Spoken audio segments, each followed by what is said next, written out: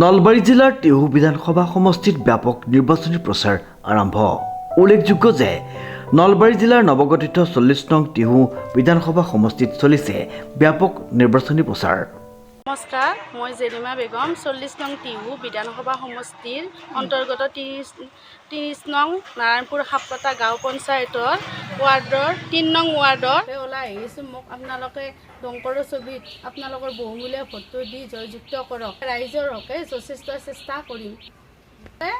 চৰকাৰী আঁচনি পোৱা নাই, মই সেইসকলক চৰকাৰী আঁচনি দিয়াৰ বাবে চেষ্টা কৰিম, যাতে মোক ভোটটো দি ৰাইজক সহায় কৰাৰ কাৰণে মোক সুবিধা দিয়ে। টিহু বিধানসভা সমষ্টিৰ অন্তৰ্গত ৩০ নং নাৰায়ণপুৰ সাপকাটা গাঁও পঞ্চায়তৰ ৩ নং ৱাৰ্ডৰ সদস্য পদৰ প্ৰাৰ্থী জেলিমা বেগমে ঘৰে ঘৰে গৈ প্ৰচাৰ অভিযান চলাইছে। দুখীয়া দৰিদ্ৰ লোকক চৰকাৰী আঁচনি প্ৰদান কৰাৰ লগতে সকলো প্ৰকাৰৰ সহায় কৰাৰ প্ৰতিশ্ৰুতিৰে দমকলৰ ছবিত প্ৰাৰ্থিত্ব আগবঢ়াইছে নাৰায়ণপুৰ গাঁও নিবাসী জেলিমা বেগমে। নলবাৰীৰ পৰা ধনজিতৰ সহযোগত ৰিকুৰাই চৌধুৰীৰ ৰিপৰ্ট, নিউজ নাও।